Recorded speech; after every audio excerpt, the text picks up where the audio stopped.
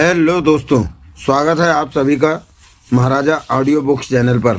दोस्तों लीजिए, प्रस्तुत करने आ गए हैं बदमाशों की टोली का क्लाइमैक्स पार्ट। चलिए अतिशीघ्र शुरू करते हैं, देर नहीं लगाते हैं। बदमाशों की टोली का 5वां और अंतिम भाग। सुनील कालिया पार्क में कल वाली जगह पहुंचा। सुशील कुमार अभी तक नहीं आया था। घास पर पेड़ के नीचे बैठकर तने से उसने टेक लगाई और सिगरेट सुलगा ली। 10 मिनट बाद ही सुशील कुमार वहां आया। उसके चेहरे पर चिंता बरस रही थी। सुनील कालिया उसे देखते ही बोला, अभी राकेश नाथ और राजन सिंह नहीं आए? उन्हें तो पहले पहुंच जाना चाहिए था। सुशील कुमार उसके पास ही घास पर बैठता हुआ बोला, सुनील कालिया, भारी गड़बड़ हो रही है। क्या मतलब? कल शाम किसी ने राकेश नाथ को भी भरे बाजार में लोगों के बीच गोली से उड़ा दिया। सुनील कालिया जोरों से चौंक कर सीधा होकर बैठ गया। क्या कह रहे हो? सुनील कालिया के होठों से निकला, वही जो मालूम हुआ है। समझ में नहीं आता कि क्या हो रहा है। पहले लांबा, अब राकेश नाथ।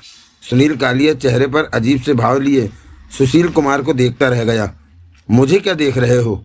सुशील, लांबा और राकेश नाथ को गोली से उड़ाया गया, यह मात्र इत्तेफाक नहीं हो सकता। तो मुझे लगता है कोई हमारे पीछे पड़ा हुआ है। हमारे पीछे?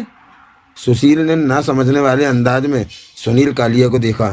हाँ, बदमाशों की टोली के पीछे, सुनील कालिया अर्थपूर्ण स्वर में कह उठा।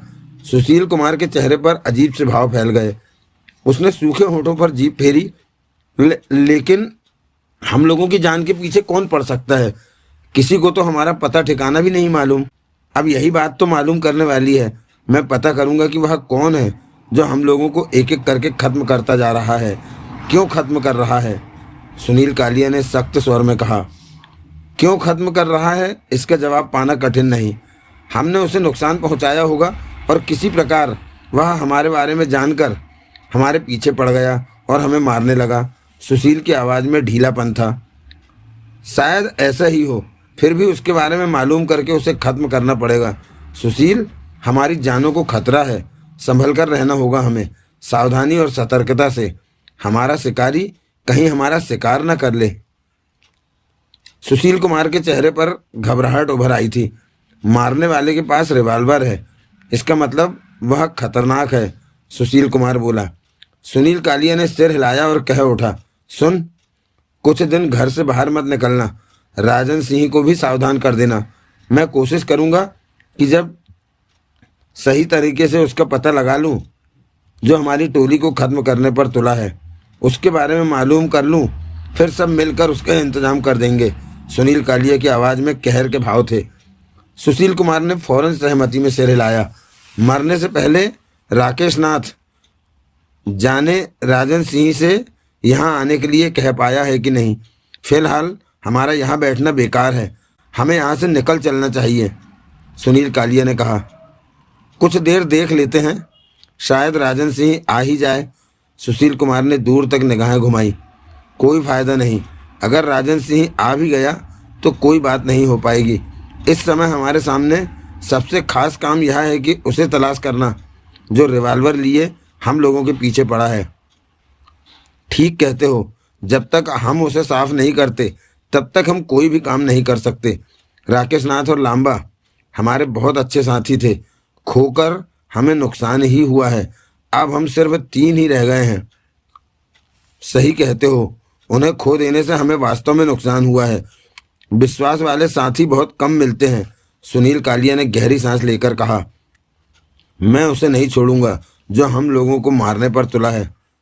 वह कौन हो सकता है? जल्दी ही मालूम हो जाएगा। आओ चलें। दोनों उठ खड़े हुए, परंतु एक कदम भी आगे न बढ़ा सके। कुछ दूरी पर फूलों की झाड़ियों के पीछे से उन्होंने देवराज चौहान को निकलते देख लिया था। उसे एकाएक सामने पाकर दोनों के चेहरों पर हैरानी उभरी।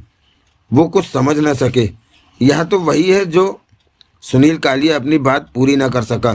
सुशील कुमार आतंक भरे भाव में फुसफुसाया, सुनील कालिया, यही है जो हम लोगों की जान के पीछे पड़ा है। उसके पास रिवॉल्वर भी थी, याद है? यह सुनकर सुनील कालिया के मस्तिष्क को तीव्र झटका लगा। वह सिर से पांव तक सतर्क हो गया।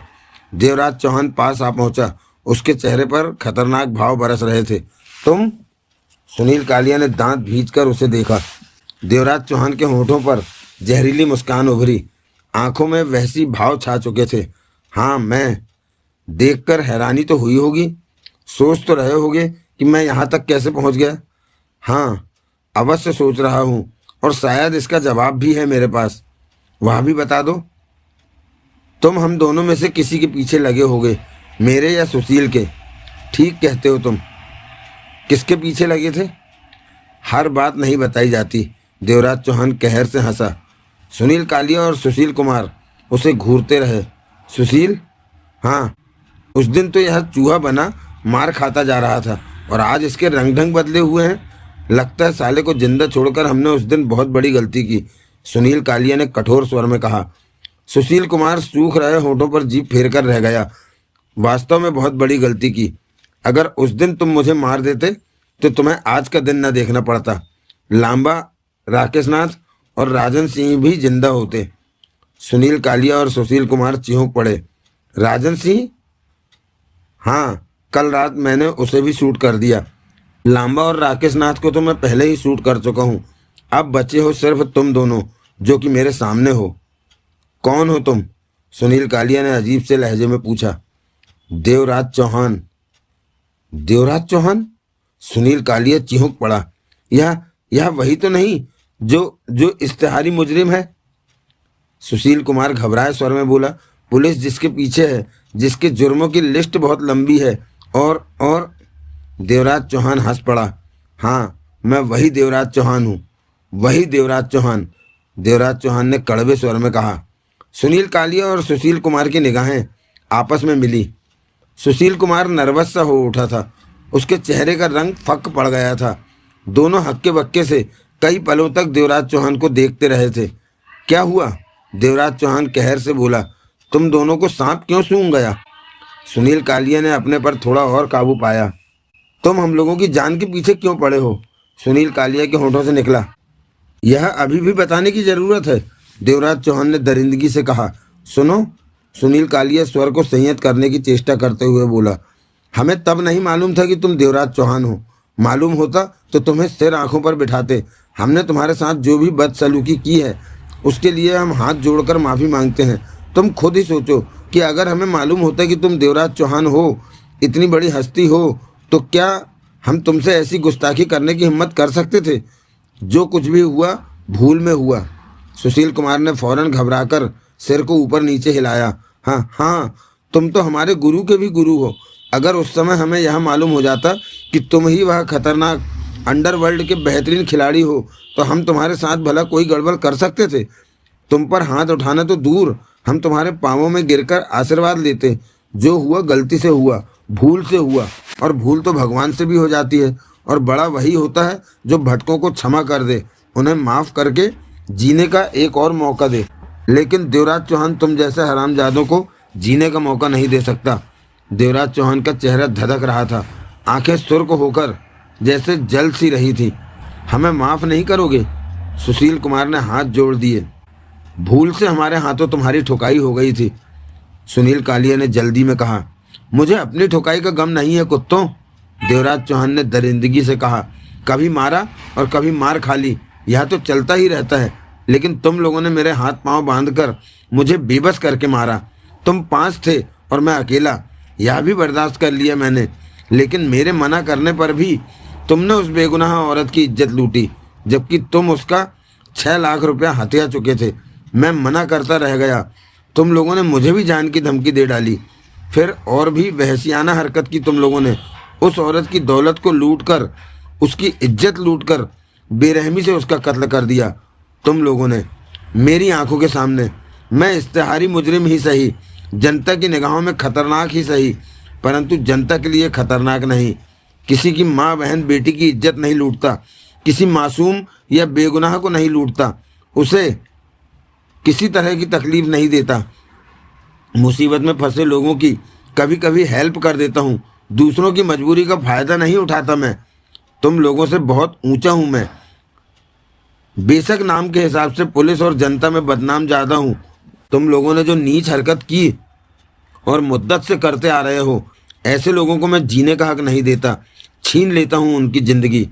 देवराज चौहान के स्वर में जाने क्या था। सुनील कालिया और सुशील कुमार मन ही मन सिहर उठे। कई पलों तक वहाँ मौत का सन्नाटा छाया रहा। सुनो, सुनील कालिया ने बात को संभालने की कोशिश में कहा, हमसे वास्तव में गलती हुई। बहुत गलत रास्ते पर चल रहे थे हम। तुमने हमारी आंखें खोल दी। भविष्य में हम कभी भी गलत काम नहीं करेंगे, खास तौर से ऐसा जो कि किसी बेगुनाह को तकलीफ पहुंचाए। मैंने तुम्हारी आंखें नहीं खोली, ना ही तुम कुत्तों की आंखें खोलने की मेरी इच्छा है।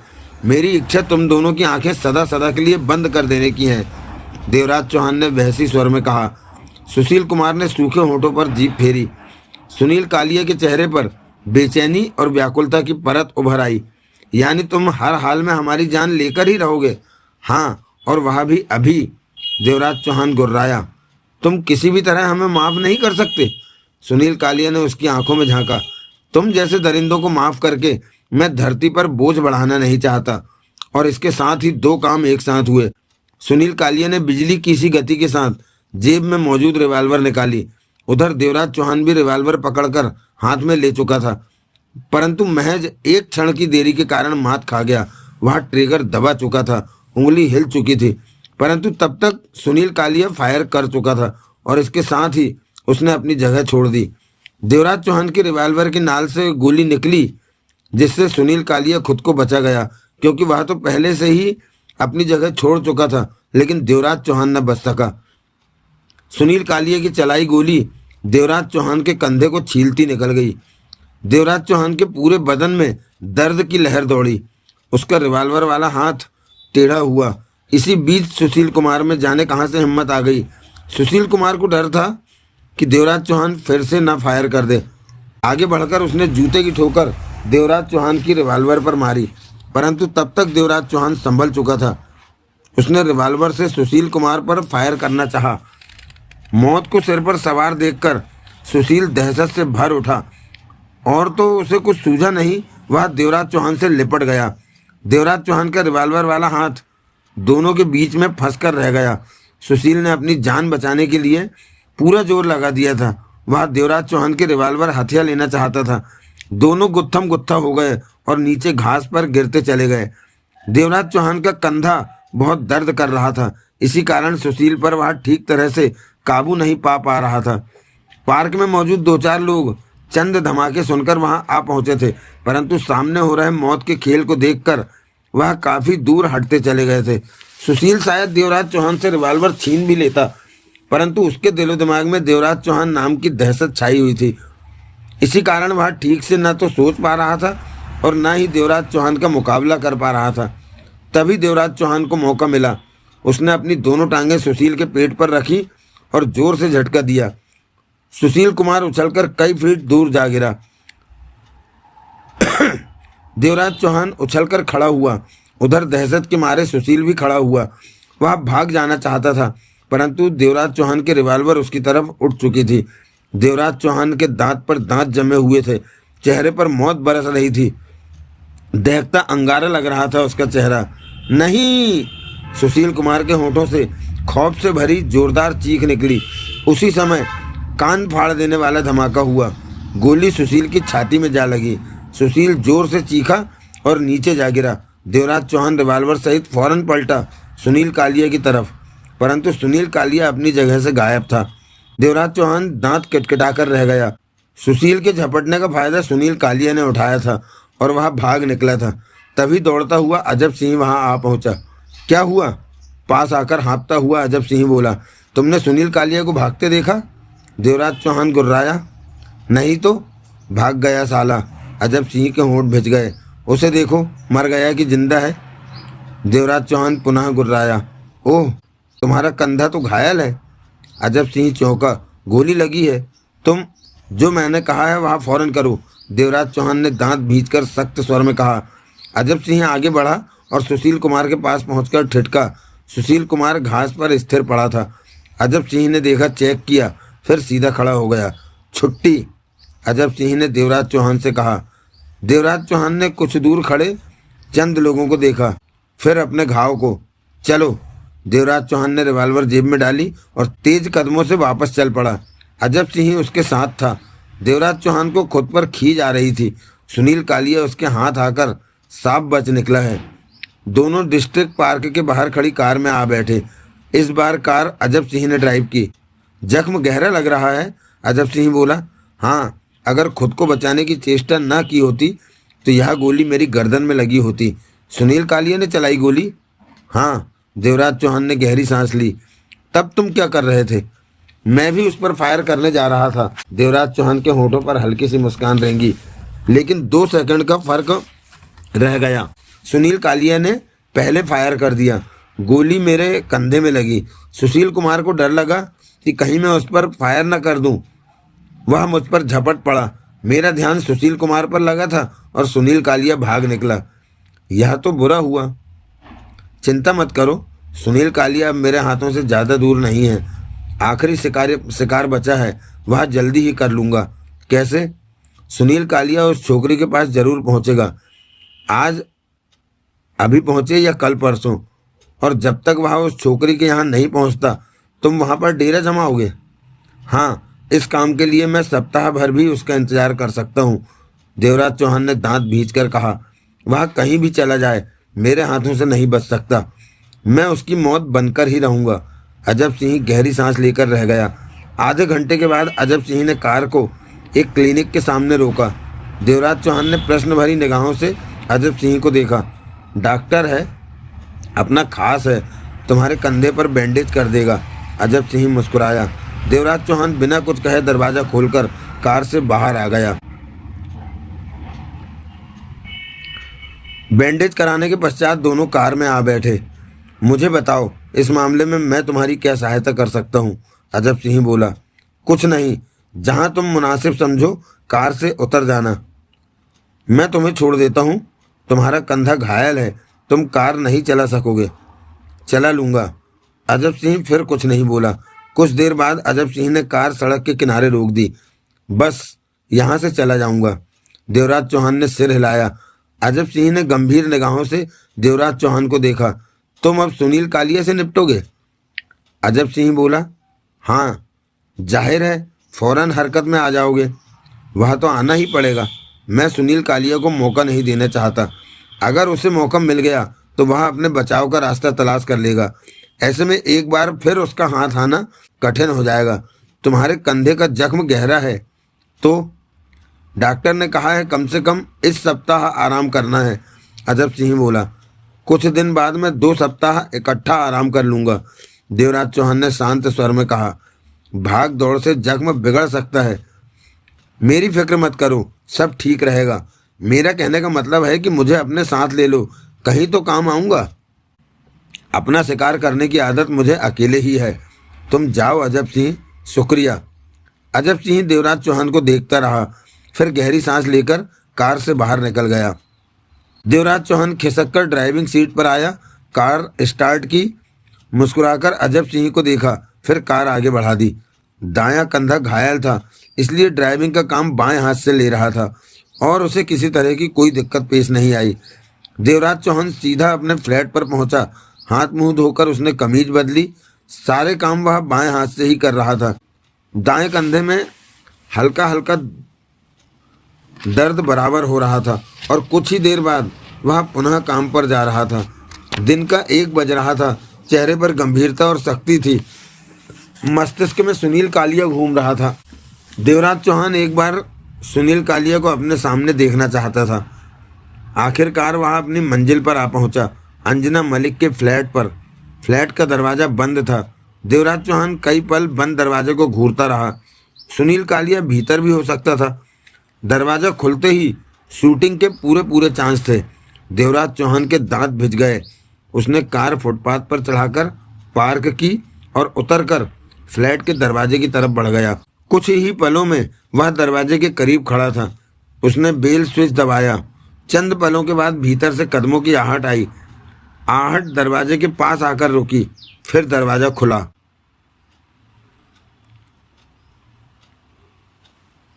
दरवाजा खोलने वाली अंजना मलिक थी। बदन पर स्कर्ट और टॉप पहन रखा था। चेहरे पर भरपूर मेकअप कर रखा था।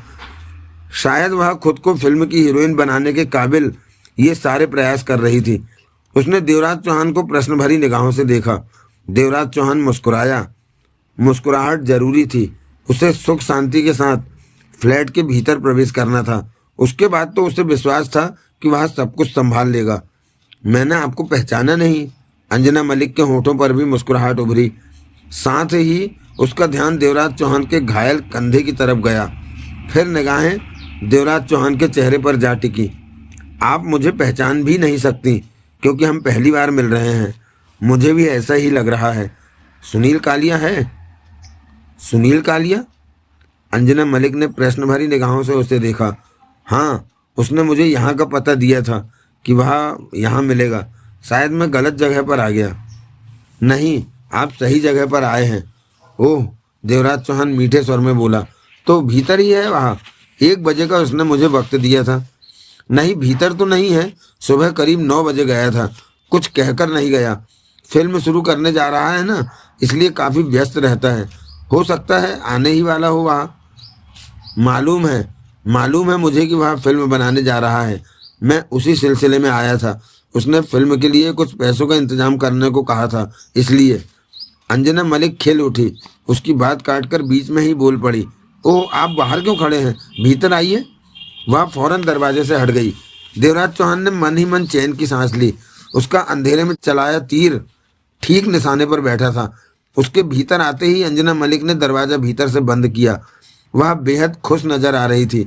देवराज चौहान सतर्कता भरी निगाहों से चारों तरफ निगाहें घुमा रहा था। आपका फ्लैट तो बहुत अच्छा है, देवराज चौहान बोला।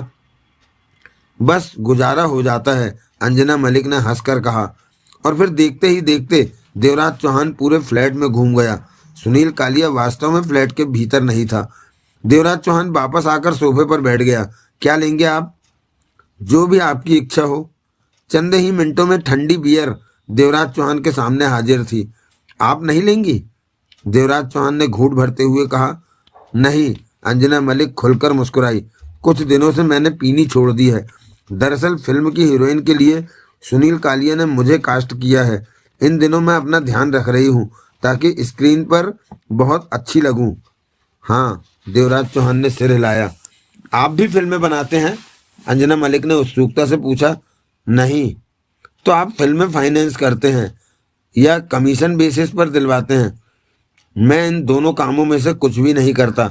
देवराज चौहान ने बियर के घूंट भरे। मैं फिल्मी बंदा नहीं हूँ। क्या? अंजना मलिक हक्की बक्की रह गई। आपकी बियर मज़ेदार है, एकदम ठंडी। देवराज चौहान मुस्कुराया। तुम फिल्मी दुनिया से वास्ता नहीं रखते? अंजना मलिक की समझ में कुछ नहीं आया। नहीं। तो फिर वह फाइनेंस इसी तरह झूठ है जिस तरह यह झूठ है कि सुनील कालिया फिल्म बना रहा है। अंजना मलिक के होठों से कई पलों तक बोल न फूटा। तुम कहना क्या चाहते हो? मैं कुछ भी समझ नहीं पा रही हूँ। अंजना परेशान सी हो उठी। देवराज चौहान ने बियर का गिलास एक ही सांस में खाली किया और बोतल से पुनः भर लिया। कभी देवराज चौहान का नाम सुना है? देवराज चौहान? अंजना मलिक के माथे पर बल पड़ गए। हाँ, देवराज चौहान। देवराज चौहान ने सिर हिलाकर कहा। अखबारों में यदा कदा उसका जिक्र याद आया। अंजना मलिक उसकी बात काटकर कह उठी। मैंने कई बार पढ़ा है। पीछे एक बार शायद उसने अपहरण किया, एक बार सरकारी सोने का ट्रक लूटा, और बस इतना ही काफ़ी है। मुझे खुशी है कि तुम देवराज चौहान नाम से वाकिफ हो, लेकिन तुम कहना क्या चाहते हो? देवराज चौहान से तुम्हारा मतलब क्या है? हमारे बीच वह कहाँ से आ गया? मैं ही देवराज चौहान हूँ। अंजना मलिक की आंखें फटती चली गईं। तुम देवराज चौहान हो? अंजना मलिक ने सूखे होठों पर जीभ फेरी। होठों से कोई बोल न फूटा। तुम घबरा क्यों गई हो? नहीं तो। अंजना मलिक वास्तव में घबरा गई थी। तुम्हारा नाम क्या है? अंजना मलिक। देवराज चौहान को सामने पाकर अंजना की वास्तव में जान सूख रही थी। देवराज चौहान ने बियर का तगड़ा घूंट भरा। अब मैं तुमसे बदमाशों की टोली के बारे में पूछता हूँ, देवराज चौहान बोला। बदमाशों की टोली? अंजना चीहों को उठी। नहीं जानती? तो मैं तुम्हें उसका खुलासा हाल बताता हूँ, सुनो। जानती हूँ बदमाशों की टोली के बारे में। अखबारों में अक्सर चर्चा होती रहती है। Very good. बदमाशों की टोली करती क्या है जानती हो? हाँ। अंजना मलिक ने पुनः सूख रहे होठों को गीला किया। टोली के लोग दिन में किसी अकेली औरत वगैरह को उसके घर दबोचते हैं, सोना रुपया लूट कर उसकी इज्जत खराब करके उसकी हत्या कर देते हैं। इसमें कौन कौन से लोग शामिल हैं यह बात पुलिस भी नहीं जान सकी। वाह, तुम तो इन बातों की पूरी जानकारी रखती हो। देवराज चौहान मुस्कुराया। देवराज चौहान का बात करने का ढंग देखकर अंजना मलिक का खौफ कम होने लगा। उसे लगने लगा था कि देवराज चौहान उसे कोई नुकसान नहीं पहुंचाएगा। लेकिन तुम यह बातें मुझसे क्यों बता रहे हो? मैं कुछ भी नहीं समझी। सब समझ जाओगी। देवराज चौहान ने बियर का घूंट भरा। यह बातें तुमसे वास्ता रखती हैं। मुझसे? अंजना घबरा उठी। चिंता मत करो, मेरी इन बातों से तुम्हें कोई नुकसान नहीं होगा, बल्कि यह बातें बताकर मैं तुम्हारा भला कर रहा हूँ, तुम्हारी बंद आंखें खोल रहा हूँ। हाँ, तो जिस टोली का मैं जिक्र कर रहा था अंजना, कुछ दिन पहले मेरी मुलाकात इसी टोली से हो गई। तब वह एक फ्लैट में घुसे, औरत को दबोचा, उसका 6 लाख रुपया लूट चुके थे और उसकी इज्जत लूटने की तैयारी में थे। संयोग से मैं वहां पर पहुंच गया। वहां पर 5 लोग थे। उन्होंने फौरन मुझ पर काबू पा लिया। मेरे हाथ पांव बांधकर यूं ही मेरी ठुकाई की और मेरे सामने ही उस औरत को 5 ने खराब किया और उसकी हत्या कर दी। अंजना मलिक की आंखें फट गई। हाँ, यह खबर मैंने कुछ दिन पहले ही पढ़ी थी अखबार में। अवश्य पढ़ी होगी। मैं उन लोगों को मना करता रहा, लेकिन उन्होंने मेरी बात नहीं मानी और मुझे मारते रहे। बंधा हुआ था मैं, मार खाता रहा, परंतु उन लोगों ने मेरी आंखों के सामने जो काम किया था वह बेहद घिनौना था। कम से कम ऐसा बुरा काम मैं बर्दाश्त नहीं कर सकता। मैंने उन दरिंदों को खत्म करने की कसम खा ली। चेहरे में उनके देख ही चुका था, नाम उनके मैं जान ही चुका था और उनका बुरा वक्त कि जाते समय वह मुझे जिंदा छोड़ गए थे। उसके बाद मैंने किसी प्रकार उन लोगों को तलाश किया और 4 को खत्म कर दिया। क्या? अंजना के होंठों से निकला। 4 को तुमने खत्म कर दिया? हाँ, कुछ देर पहले ही मैंने चौथे को शूट किया है और 5वां अंतिम उसके साथ था। उसके पास रिवॉल्वर थी, वह मुझे गोली मारकर भाग निकला। मेरी किस्मत अच्छी थी कि मैं बच गया। अंजना मलिक की निगाहें देवराज चौहान के बैंडेज किए कंधे पर जा टिकी, जो कमीज में आधा झलक रहा था। देवराज चौहान ने एक ही सांस में बियर का गिलास खत्म किया। ठंडी बियर और होगी? हाँ। अंजना मलिक फौरन उठी और फ्रिज में से बियर निकालकर खोली और टेबल पर रख दी। देवराज चौहान ने पुनः गिलास भरकर घूंट भरा। वह 5वां ही बदमाशों की टोली का हेड है, सर्वे सर्वा है। अंजना प्रश्न भरी निगाहों से देखती रही। जानती हो 5वां दरिंदा कौन है? कौन है? अंजना के होंठों से निकला। तुम्हारा सुनील। सुनील कालिया? नहीं। हैरत और खौफ से अंजना मलिक की आंखें फटती चली गईं। देवराज चौहान आराम से बियर के घूंट भरने लगा।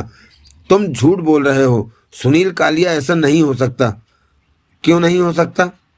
वह अंजना से कुछ कहते न बना। मैं उसे कई सालों से जानती हूँ। क्या जानती हो तुम उसके बारे में? जरा मुझे भी बताओ। अंजना क्या बताती? सुनील कालिया के बारे में खास वह भी नहीं जानती थी। अब तुम बियर व विस्की का इस्तेमाल कर सकती हो, क्योंकि हीरोइन बनने का तुम्हारा कोई चांस नहीं। अगले ही क्षण अंजना लुटी पुटी बूढ़ी सी लगने लगी। वह उठी, उसकी टांगों में हल्का सा कंपन हो रहा था। दूसरे कमरे में चली गई। जब वापस आई तो विस्की का तगड़ा गिलास हाथ में था। मुझे तो समझ में नहीं आ रहा कि मैं किसकी बात पर यकीन करूं, तुम्हारी या उसकी? मेरी। अगर तुम सच हो तो फिर मैं बर्बाद हो गई। अंजना का स्वर कांप रहा था। क्यों? मेरी जमा पूंजी 3 लाख रुपए के आसपास थी। मैं उसकी फिल्म बनाने वाली बात में फंस गई और वहाँ सारे पैसे सुनील कालिया के हवाले कर दिए। इस समय मेरे पास फूटी कौड़ी भी नहीं है। ओह, सुनकर वास्तव में अफसोस हुआ, लेकिन अब कुछ नहीं हो सकता। देवराज चौहान ने धीमे स्वर में कहा। बहरहाल मैं तुम्हें इतना विश्वास दिला दूंगा कि सुनील कालिया ही बदमाशों की टोली का हेड है। उसके यहाँ आने की देर है, सब कुछ तुम्हारे सामने आ जाएगा। तुम्हें यहाँ का पता कैसे चला कि सुनील कालिया? मेरा एक आदमी इन 5 की तलाश कर रहा था, नाम और हुलिये के दम पर। उसी ने सुशील कालिया का यह ठिकाना तलाश करके मुझे बताया था। सुबह जब मैं यहाँ आने लगा तो सुनील कालिया को बाहर निकलते देखा। तब मैं उसके पीछे लग गया था, लेकिन कुत्ता बच निकला। हे भगवान, अगर ऐसा है तो मैं पूरी तरह बर्बाद हो गई। मेरे 3 लाख, अंजना मलिक ने कांपते स्वर में कहा और एक ही सांस में हाथ में थाम रखे विस्की के गिलास को आधा समाप्त कर दिया। मुझे हैरानी है कि तुम जैसी चालाक औरत ने अपना पैसा उसके हवाले कैसे कर दिया। चालाक? जब बुरा वक्त आता है तो सारी चालाकी समझदारी धरी की धरी रह जाती है, जैसा कि मेरे साथ हुआ है। अगर मैं होश में होती तो अपना पैसा उसे देती ही क्यों? सुनील कालिया कहाँ रहता है? मैं नहीं जानती, अंजना टूटे स्वर में कह उठी। तुम नहीं जानती? देवराज चौहान जोरों से चौंका। नहीं, जबकि तुम उसे सालों से जानती हो। हाँ, अपना 3 लाख उसके हवाले कर दिया और जानती नहीं कि वह कहाँ रहता है। पागल हो गई थी मैं। अंजना का स्वर कांप रहा था। तुमने उससे कभी पूछा नहीं? पूछा, कई बार पूछा, लेकिन हर बार वह टाल गया। कहता था मेरा कोई ठिकाना नहीं। और फिर एक वक्त ऐसा आया कि मैंने उससे पूछना ही छोड़ दिया, अंजना ने कहा और घूंट भरा। देवराज चौहान कंधे उचकाकर बियर के सिप लेने लगा। अंजना मलिक मुरझाई सी बैठी रही, फिर उसकी आंखों से आंसू बह निकले। मैंने तुम्हें सारी बातें सिलसिलेवार इसलिए बताई कि सुनील कालिया के इंतजार में मैं तुम्हारे फ्लैट ही में रहूँगा। हो सकता है वह आज आ जाए और हो सकता है सप्ताह के बाद आए। रह लो, भला मुझे क्या एतराज़ हो सकता है? अंजना ने विस्की के 2 घूंट भरे। मेहरबानी। तुम उसे मारोगे? हाँ, ऐसे दरिंदे इंसान को जिंदा छोड़ना मैं किसी भी हाल में बर्दाश्त नहीं कर सकता। एक एहसान कर देना मुझ पर। क्या? उसे मारने से पहले मुझे यकीन दिला देना कि वह उस टोली का कर्ता धर्ता है। यकीन दिला दूंगा, यह वायदा रहा मेरा। अंजना ने एक ही सांस में विस्की का गिलास खाली कर दिया। तुम देवराज चौहान हो? शक है तुम्हें? हाँ, कभी कभी होने लगता है, क्योंकि देवराज चौहान तो बहुत खतरनाक है। उसके किस्से सुनकर तो लगता है वह बहुत ही ज़्यादा डेंजरस होगा, जबकि तुम किसी अच्छे खानदान के लगते हो। अभी तक मुझे एक बात भी ऐसी नहीं झलकी कि मुझे तुम्हारे देवराज चौहान होने का यकीन हो। देवराज चौहान हंसा। तो तुम क्या चाहती हो कि मैं तुम्हारे हाथ पांव काटना शुरू कर दूं, तुम्हारे कपड़े फाड़ना शुरू कर दूं, बुरा बुरा काम करूं ताकि तुम्हें मेरी बुराई का एहसास हो? अंजना कुछ नहीं बोली। जब बुरा बनने का वक्त आता है तभी मैं बुरा बनता हूँ। मैं भी आम लोगों की तरह ही इंसान हूँ। रही बात तुम्हें विश्वास दिलाने की कि मैं देवराज चौहान हूँ, सुनील कालिया का सामना होते ही तुम्हें विश्वास आ जाएगा। मेरे बारे में किसी प्रकार का शक अपने दिमाग में मत रखो। अंजना मलिक ने कुछ नहीं कहा। सोफे की पुश्त से सिर टिकाकर आंखें बंद कर ली। बाकी सब कुछ ठीक था। उसे गम था तो अपने 3 लाख हाथ से जाने का। सुनील कालिया आया। ज़्यादा इंतजार नहीं करना पड़ा। शाम के 8 बजे अंधेरा होने पर आया। देवराज चौहान दूसरे कमरे में जा छिपा था। अंजना मलिक ने दरवाज़ा खोला। सुनील कालिया भीतर आया। उसकी निगाह कमरे की टेबल पर पड़ी, जहां बियर व विस्की के गिलास और बोतलें मौजूद थी। अंजना पर निगाह मारी तो वह भी उसे कुछ नशे में लगी। चेहरा उतरा हुआ था। तुमने फिर वही काम शुरू कर दिया? सुनील कालिया नाराज़गी से बोला। मेरा खास दोस्त आ गया था, पुरानी पहचान वाला, अंजना ने दरवाज़ा बंद करते हुए कहा। उसे मना नहीं कर सकी क्योंकि वह भी फिल्म बनाने जा रहा है। कौन है वह? है कोई, तुम उसे नहीं जानते। अगर तुम्हारा यही हाल रहा तो मैं तुम्हें अपनी फिल्म में हीरोइन नहीं लूँगा। सुनील कालिया ने सिगरेट सुलगाकर तीखे स्वर में कहा। तुम्हारी फिगर खराब होना शुरू हो गई है। बतौर हीरोइन लोग तुम्हें पसंद नहीं करेंगे। लेकिन मेरी पहचान वाला तो कह रहा था कि मेरी फिगर बहुत बढ़िया है। वह तो 50,000 रुपये मुझे साइनिंग अमाउंट भी दे गया है। अंजना मलिक बरबस ही मुस्कुराई। सुनील कालिया ने हैरानी से उसे देखा। 50,000? हाँ, उस कमरे में रखा है, अलमारी में। सुनील कालिया ने कस लेकर सिर हिलाया। अच्छा हुआ जो 50,000 आ गया। परसों मेरी फिल्म का मुहूर्त है, उसमें पैसे की ज़रूरत थी। अब तक तुम्हारा 3 और मेरा 4 लग चुका है लोगों को साइनिंग अमाउंट देने में। मैं सोच रहा था कि परसों का खर्चा कहाँ से पूरा होगा, लेकिन अब 50,000 आ जाने से कोई दिक्कत नहीं होगी। अंजना मलिक कुछ नहीं बोली। सुनील कालिया आगे बढ़ा और सोफे पर टांगे फैलाकर बैठता हुआ बोला। मुझे भूख लग रही है अंजना। बढ़िया सा खाना बनाओ, दिन में भी खाना खाने का वक्त नहीं मिला। अंजना ने सुलगती निगाहों से उसे देखा। तुमने किसी को यहाँ का पता दिया होगा? फिल्म फाइनेंस के पैसे के लिए। वह आदमी काफ़ी देर से यहाँ पर तुम्हारा इंतजार कर रहा है, दूसरे कमरे में है। सुनील कालिया चौंक कर उठ खड़ा हुआ। मेरा इंतजार? फिल्म फाइनेंस के लिए? सुनील कालिया के मस्तिष्क में जोरदार धमाका हुआ। वह उछलकर खड़ा हो गया। वह जानता था कि कोई फिल्म नहीं बना रहा, फिर फिल्म फाइनेंस के लिए किसी के आने का सवाल ही पैदा नहीं होता।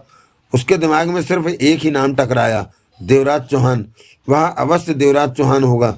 सुनील कालिया ने जेब से रिवाल्वर निकालने की सोची कि तभी दरवाजे पर देवराज चौहान आ खड़ा हुआ। रिवाल्वर देवराज चौहान के हाथ में दबी थी। रुख सुनील कालिया की तरफ था। सुनील कालिया का चेहरा फक पड़ गया। वह ठगा सा वहीं का वहीं खड़ा रह गया। तुम? सुनील कालिया के हक्के बक्के मुंह से निकला। सोचा तो नहीं होगा कि मौत बनकर इतनी जल्दी तुम्हारे सिर पर आ खड़ा होऊंगा। सुनील कालिया का चेहरा पीला पड़ गया। वह कभी देवराज चौहान को देखता तो कभी उसके हाथ में दबी रिवाल्वर को। उसकी सांसों की गति तेज हो गई थी। सुबह तुमने मेरी जान लेने में कोई कसर नहीं छोड़ी थी। शुक्र रहा कि गोली कंधे में लगी। घबराया सा सुनील कालिया सूखे स्वर में कह उठा, मुझे माफ़ कर दो। तेरे जैसे नीच इंसान को मैं जिंदा देखना पसंद नहीं करता। और तुम मेरा दोस्त बनने को कह रहे थे? अपनी मौत की तरफ देखो। सुनील कालिया की आंखों में आतंक के साए लहरा उठे। मुझे मत मारो, बताओ मेरी जान बख्शी का क्या लोगे? सुनील कालिया का चेहरा निचुड़ गया था। देवराज चौहान को तुझ जैसा इंसान दे भी क्या सकता है? देवराज चौहान गुर्राया। अगर उस दिन तुमने मेरी बात मान ली होती, औरत को लूटने के बाद तुम पांचों उसे खराब करके उसकी हत्या न करते, तो मैं कभी भी तुम लोगों के पीछे न पड़ता। मैंने तभी कसम खा ली थी कि तुम्हारी बदमाशों की टोली को मैं खत्म करके रहूंगा। देवराज चौहान, बदमाशों की टोली के रूप में वह हमारा अंतिम जुर्म था। सुनील कालिया ने थूक निगलकर कहा। और वह अंतिम जुर्म तुम्हारी जिंदगी का अंतिम चरण बन गया है। सुनील कालिया, तुम्हारी टोली ने शहर भर में दहशत फैला रखी है सालों से, और कोई भी नहीं जानता कि उस खूनी टोली के कर्ता धर्ता तुम हो, जो 50 बलात्कार और हत्याओं का जिम्मेदार है। सुनील कालिया के होठों से कोई शब्द न निकला। और इसका तुमने 3 लाख रुपए क्यों लिया? देवराज चौहान ने दांत भींचे। जिस थाली में खाते हो उसी में छेद करते हो। आयन भी 2 घर छोड़ देती है, परंतु तुमने तो इस बेचारी को भी न छोड़ा। यह तुम्हें अपने साथ सुलाती थी, अपने हाथों से खाना बनाकर खिलाती थी, जबकि तुम्हारा इससे दोस्ती के अलावा कोई रिश्ता नहीं। तुमने इसे भी नहीं छोड़ा।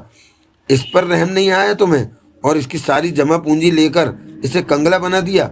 फिल्म हीरोइन बनाने का झांसा देकर तुमने इसे भी निचोड़ लिया। कौन सी फिल्म बना रहे हो सुनील कालिया? मुझे भी बताओ। परसों मुहूर्त है, मैं भी अवश्य आऊँगा। देवराज चौहान के स्वर में बहसी भाव आ गए। देवराज चौहान का रूप देखकर सुनील कालिया के गले में कांटे चुभने लगे। तू वास्तव में कुत्ता है, गंदा खजेला कुत्ता। मुझे खुशी है कि तुम्हारी टोली को तो खत्म करने का काम भगवान ने मुझे सौंपा। हवा का रुख देखते हुए अंजना मलिक पीछे हटती चली गई। सुनील कालिया को समझते देर न लगी कि अब उसकी ज़िंदगी का ज़्यादा वक्त नहीं बचा, परंतु इतनी आसानी से वह नहीं मरना चाहता था। एक बार फिर मौत को धोखा देना चाहता था। वहाँ मौत का सन्नाटा छाया हुआ था। देवराज चौहान की एक टक निगाह सुनील कालिया पर थी, और वह बाखूबी समझ रहा था कि सुनील कालिया के दिमाग में इस समय क्या है। वह घायल था, इसी कारण उसने पहले ही रिवाल्वर निकाल ली थी। वह सुनील कालिया को अब किसी भी तरह का मौका नहीं देना चाहता था, क्योंकि वह जानता था कि सुनील कालिया अब बच निकला तो फिर कभी हाथ नहीं आएगा। चंद ही घंटों में यह शहर छोड़कर जाने कहाँ से कहाँ निकल जाएगा। देवराज चौहान, मैं अपनी जान बख्शी चाहता हूँ, बोलो किस कीमत पर देते हो? सुनील कालिया ने सूखे गले से कहा। मैं तुझे मौत बख्श रहा हूँ, देवराज चौहान ने खूनी स्वर में कहा, और दांत भींचकर रिवाल्वर पूरी सीधी की। सुनील कालिया के होश गुम हो गए। देवराज चौहान के हाथ में रिवाल्वर थमी होने के कारण वह अपनी जान बचाने में पूरी तरह सक्षम नहीं था, परंतु फिर भी उसने कोशिश की। पलक झपकते ही जेब से रिवाल्वर निकाली, तभी गोली चलने का तेज स्वर वहां गूंजा। अंजना मलिक ने घबराकर कानों पर हाथ रख लिए। गोली सुनील कालिया के चेहरे को उड़ाती चली गई। सुनील कालिया के हाथ से रिवाल्वर छूटकर नीचे जा गिरी। उसने दोनों हाथ अपने चेहरे की तरफ बढ़ाए, परंतु हाथ बीच में ही लटक गए और वह पेट के बल नीचे जा गिरा। गोली चेहरे का भुरता बनाने के बाद माथे में दिमाग वाले हिस्से से टकरा गई थी। वही सुनील कालिया की मौत का कारण बनी थी। बदमाशों की टोली का पांचवा और अंतिम राक्षस भी खत्म हो गया था। भिचे दांतों से देवराज चौहान ने रिवॉल्वर जेब में डालकर अंजना मलिक को देखा। अंजना मलिक ने कानों पर हाथ रखने के साथ आंखें भी बंद कर ली थी। आंखें खोलो। देवराज चौहान की आवाज़ सुनकर अंजना ने आंखें खोली, परंतु सुनील कालिया की लाश को नहीं देखा। मैं जा रहा हूँ, लेकिन जो कह रहा हूँ वह सुनो। क्या? अंजना मलिक का स्वर कांप रहा था। पुलिस आएगी, तुम आसानी से अपनी जान बचा सकती हो। देवराज चौहान सिगरेट सुलगाकर बोला। कह देना वह तुम्हारे पास पहुंचा ही था। कुछ देर बाद एक आदमी और आया। उसने रिवॉल्वर थाम रखी थी। वह क्रोध में था। सुनील कालिया को देखते ही वह सुनील कालिया को बदमाशों की टोली का करता धरता कहने लगा। सुनील कालिया ने रिवॉल्वर निकालकर उस पर फायर करना चाहा। उसने पहले ही सुनील कालिया को गोली मार दी। तुम्हारी यह बात सुनकर पुलिस सुनील कालिया की उंगलियों के निशान चेक करेगी, जो कि पहले से ही पुलिस फाइल में मौजूद हैं। उससे तुम्हारी बात सच हो जाएगी। पुलिस से तुम्हें छुटकारा मिल जाएगा। अंजना ने होठों पर जीभ फेर कर सिर हिलाया। तुम्हारा 3 लाख गया, अब तुम्हारे पास कुछ भी नहीं। देवराज चौहान पुनः बोला। नहीं, अंजना ने टूटे स्वर में कहा। अगर तुम यह सब काम धंधे छोड़ दो, शराफत से शादी करके जिंदगी बिताने का वायदा करो, तो मैं तुम्हें 3 लाख दे सकता हूँ। देवराज चौहान ने कहा। अंजना की बुझी आंखों में फौरन चमक दौड़ गई। सच? अंजना का स्वर कांपा। तुम मुझे 3 लाख दोगे? हाँ, लेकिन मेरी शर्त का ध्यान है। तुम्हें फिल्म लाइन छोड़नी होगी, हीरोइन बनने का पागलपन छोड़ना होगा, सब मर्दों से दोस्ती, या सीधी तरह सुनो तो धंधेबाजी छोड़नी होगी और शादी करके शराफत से ज़िंदगी बितानी होगी। हाँ, मैं ऐसा ही करूँगी। मैं खुद भी अब इस टूटी ज़िंदगी से तंग आ गई हूँ। मैं भी अपना घर बसाना चाहती हूँ, बच्चों की माँ बनना चाहती हूँ। अंजना का स्वर थका हुआ था। देवराज चौहान ने कस लेकर सिर हिलाया। मुझसे धोखा मत करना। नहीं करूँगी, मैं सच कह रही हूँ। यही 3 लाख मेरे घर के, मेरे बच्चों के काम आएंगे। ठीक है, कल का दिन तुम पुलिस के साथ व्यस्त रहोगी, परसों तुम्हें 3 लाख मिल जाएंगे। कहने के साथ ही देवराज चौहान दरवाजे की तरफ बढ़ा। तभी अंजना की आवाज़ सुनकर ठिठका। 3 लाख दे दोगे ना? अंजना का स्वर कांप रहा था। चिंता मत करो। देवराज चौहान के होठों पर मुस्कान उभरी। देवराज चौहान अपनी जुबान कभी नहीं भूलता। परसों तुम्हें 3 लाख मिलेंगे और हर हाल में मिलेंगे। इसके साथ ही देवराज चौहान आगे बढ़ा और दरवाज़ा खोलकर बाहर निकल गया। बाहर कुछ लोग मौजूद थे और शायद यह जानने की चेष्टा कर रहे थे कि धमाके की आवाज़ कहाँ से आई है। देवराज चौहान फुटपाथ पर खड़ी अपनी कार की तरफ बढ़ता चला गया। उसके चेहरे पर राहत और चैन के भाव थे। जो काम करने की उसने ठानी थी वह पूरा कर दिया था उसने। खूनी बदमाशों की टोली का अंत कर दिया था उसने। देवराज चौहान अगले आधे घंटे में अपने फ्लैट पर था। फ्लैट पर पहुंचते ही पुलिस हेडक्वार्टर इंस्पेक्टर वानखेड़े को फ़ोन किया। वानखेड़े फ़ोन पर मिला। हेलो हेलो, पहचाना? देवराज चौहान के होठों पर मुस्कुराहट उभरी। तुम देवराज चौहान? वानखेड़े ने गहरी सांस लेकर कहा। हाँ, तुम ज़्यादा देर खुला नहीं घूम सकते। जल्दी ही तुम्हें सलाखों के पीछे पहुंचाऊंगा। कोशिश जारी रखो, भगवान तुम्हारी कोशिश को 4 चांद लगाए। मेरे पास वक्त कम है, मुझे कहीं जाना है। वानखेड़े की आवाज़ आई। कहाँ जाना है? देवराज चौहान के होठों पर मुस्कान नाच उठी। तुम्हें क्या? तुम कहो फ़ोन क्यों किया? कहीं किसी मर्डर की सूचना तो नहीं मिली? तुम्हें कैसे पता? वानखेड़े की आवाज़ में चौंकाहट के भाव थे। और सूचना मिलने के साथ यह भी कहा गया कि वह बदमाशों की टोली से वास्ता रखता है। वानखेड़े की तरफ से कोई आवाज़ नहीं आई। देवराज चौहान ने अंजना मलिक का पता बताया।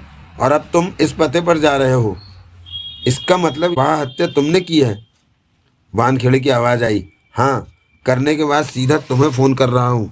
देवराज चौहान की आवाज़ में हंसी शामिल थी। वह बदमाशों की टोली का आदमी था। हाँ, टोली का करता धरता था। तुम यह बात विश्वास के साथ कैसे कह सकते हो? वानखेड़े का स्वर आया। मेरी बात छोड़ो, मेरी बात तुम्हारे पल्ले नहीं पड़ेगी। तुम अपनी तसल्ली के लिए उसकी उंगलियों के निशान चेक कर लेना, सारी तस्वीर तुम्हारे सामने आ जाएगी। मुझे हैरानी है कि इतनी जल्दी तुम उन तक कैसे पहुंच गए, जबकि पुलिस तो पुलिस और मुझ में बहुत फर्क है। पुलिस सीधा चलती है, हम हर तरफ घूम जाते हैं। वानखेड़े की गहरी सांस लेने की आवाज़ आई। मैं फ़ोन रख रहा हूँ, मुझे घटना स्थल पर पहुँचना है। अभी काम की बात तो सुन लो। बात बाकी है अभी? हाँ, खास बात तो बाकी है, जल्दी बोलो। टोली वाली फाइल बंद करके एक तरफ रख देना, अब उसकी किसी को ज़रूरत नहीं। क्या मतलब?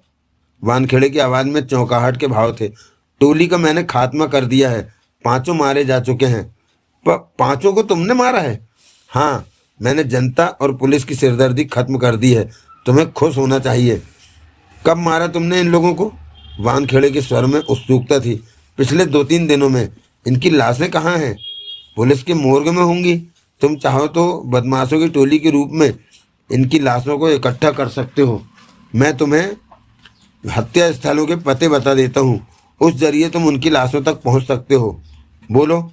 देवराज चौहान ने वानखेड़े को अजीत लांबा के बारे में बताया कि किस दिन किस समय रात को उसने किस सड़क पर उसे गोली से उड़ाया था। उसके बाद राकेश नाथ को मैंने हरिनगर की एक भीड़भाड़ वाली गली में शाम के समय शूट किया था। बाकी दो, कल रात स्टेशन पर सहारनपुर जाने वाली ट्रेन के बाथरूम में मैंने राजेंद्र सिंह को गोली से उड़ाया, और आज सुबह डिस्ट्रिक्ट पार्क में मैंने सुशील कुमार को शूट किया। और 5वें की खबर तुम्हारे पास है, जहां इस समय तुम जाने की तैयारी में हो।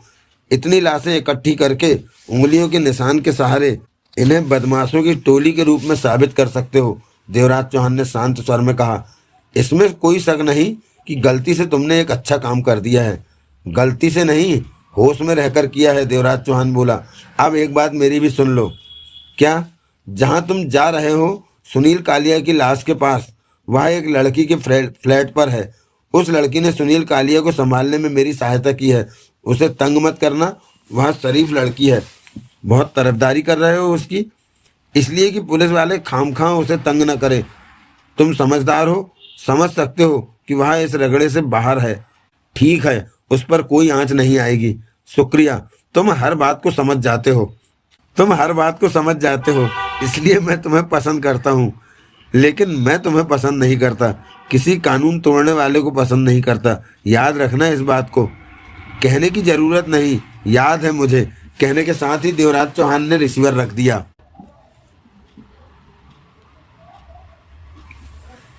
देवराज चौहान ने दिलावर खान को फ़ोन किया। दिलावर खान नहीं मिला। देवराज चौहान ने अपने नाम का मैसेज वहां छोड़ दिया। रात के 10 बज रहे थे। देवराज चौहान ने करीब के होटल में फ़ोन करके डिनर भेजने को कहा। फिर हाथ मुंह धोकर नाइट सूट पहना। आधे घंटे में ही खाना आ गया। देवराज चौहान ने खाना समाप्त किया, तभी फ़ोन की घंटी बजी। देवराज चौहान ने रिसीवर उठाया। दूसरी तरफ दिलावर खान था। कैसे हो देवराज चौहान? अच्छा हूँ। अजब सिंह बता रहा था कि तुम्हारे कंधे में गोली लगी है। मैं तुम्हारे पास आने की सोच रहा था। चिंता की कोई बात नहीं है, मैं ठीक हूँ। गोली रगड़ खाकर गुजरी थी। अजब सिंह कब आया था? दोपहर बाद आया था। कुछ ले गया? हाँ, अपना हिसाब कर गया। तुम्हारा काम हुआ कि नहीं? हो गया। पांचों खत्म? पांचों खत्म। बहुत जल्दी ही निपट गए। दिलावर खान की हंसी से भरी आवाज़ आई। हाँ, अजब सिंह का इसमें काफ़ी सहयोग रहा। अजब सिंह कितना ले गया? ले गया जो उसका बनता था। तुम क्यों पूछ रहे हो? उसने मेरा काम किया है। कितनी रकम बनती है अजब सिंह की?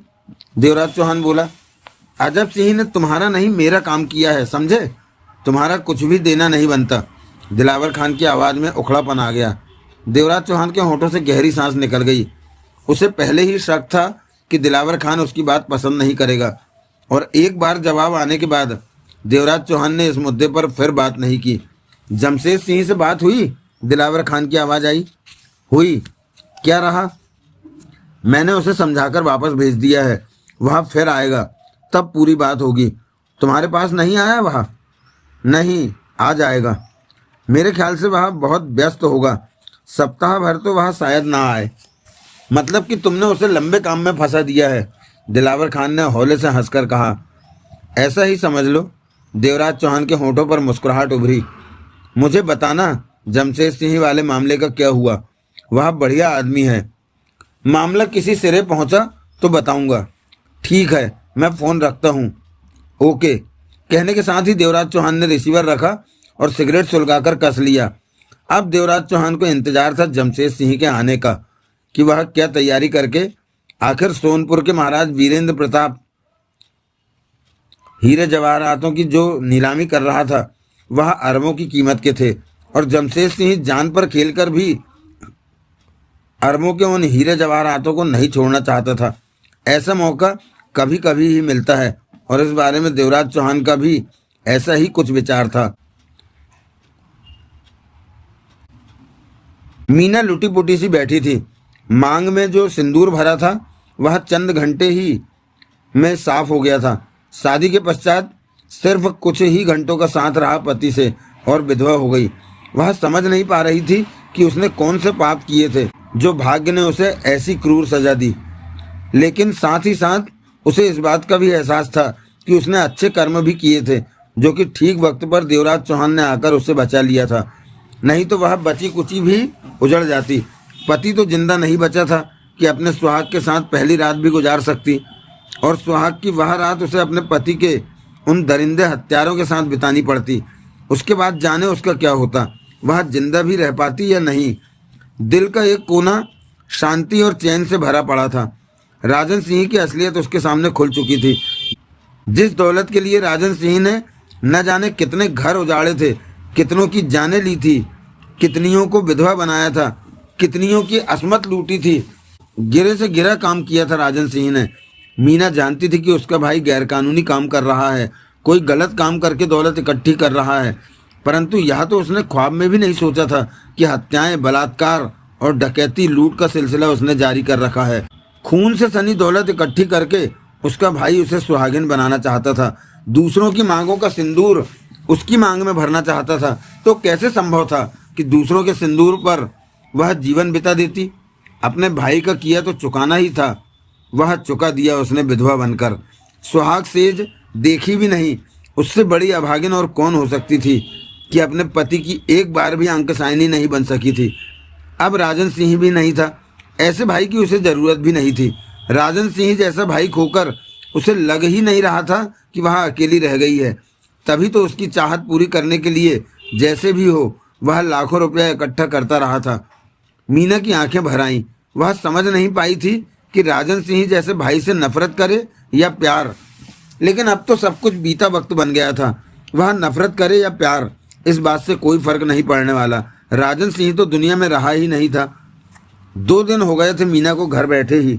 हॉस्पिटल जाकर उसने ड्यूटी ज्वाइन नहीं की थी। अब उसका इरादा अस्पताल के हॉस्टल में ही कमरा लेकर रहने का था। वह अपनी सारी जिंदगी गरीबों और बीमारों का इलाज करने में लगा देना चाहती थी, क्योंकि अपने भाई द्वारा लाई गई उसी खून से सनी दौलत से ही वह डॉक्टर बनी थी। पाप की दौलत से ली डिग्री को गरीबों और असहाय लोगों पर न्यौछावर कर देना चाहती थी। शायद इससे राजन सिंह के पाप और उसके दिल का बोझ हल्का हो सके। तभी दरवाज़ा थपथपाया गया। बेड पर अधलेटी सी मीना चौंक कर उठ बैठी। उसने घड़ी में समय देखा। रात के 12 बज रहे थे। वह समझ नहीं पाई कि इस समय कौन आया हो सकता है। दरवाज़ा पुनः थपथपाया गया। मीना बेड से नीचे उतर आई। मीना! तभी बाहर से फुसफुसाता सा स्वर उसके कानों से आ टकराया। मीना को स्वर जाना पहचाना लगा, परंतु समझ नहीं पाई कि यह आवाज़ किसकी है। वह फौरन आगे बढ़ी और बिना सोचे समझे दरवाज़ा खोल दिया। अगले ही पल हक्की बक्की सी रह गई। सामने राजन सिंह खड़ा था। मीना! राजन सिंह की पुकार पर मीना चौंकी और आंखें फाड़े उसे देखती रह गई। अपनी आंखों पर उसे विश्वास नहीं हो रहा था। वो तो यही समझ रही थी कि राजन सिंह को तो देवराज चौहान ने कब का खत्म कर दिया होगा। मीना को ठगा से खड़े पाकर राजन सिंह ने उसे पीछे किया और भीतर प्रवेश करके सिटकनी चढ़ा दी। राजन सिंह कुछ कमजोर सा लग रहा था, चेहरा भी उतरा उतरा सा था। मीना अभी भी अविश्वास भरी निगाहों से उसे देखे जा रही थी। राजन सिंह के चेहरे पर गंभीरता थी। क्या बात है मीना, अपने भाई को तुम ऐसे क्यों देख रही हो? राजन सिंह ने धीमे स्वर में कहा। तुम जिंदा हो? मीना के होठों से थरथराता सा स्वर निकला। हाँ, राजन सिंह ने धीमे से सिर हिलाया। देवराज चौहान ने तुम्हें छोड़ दिया? मीना की आवाज़ में हल्का सा कंपन था। जवाब में राजन सिंह ने अपनी कमीज उतार दी। कंधे पर बहुत गहरा जख्म था। स्पष्ट नजर आ रहा था कि गोली निकाली गई है, और वह भी अनाड़ी हाथों द्वारा, क्योंकि गोली निकालने की चेष्टा में जख्म काफी खुल गया था। जख्म को देखते ही मीना के होठों से दबी दबी चीख निकल गई। राजन सिंह के जिस्म पर और भी कई जगह खरोचों के निशान थे। देवराज चौहान ने अपनी समझ के मुताबिक तो मुझे मार ही दिया था, परंतु शायद मैंने कोई अच्छा कर्म कर रखा था कि बच गया।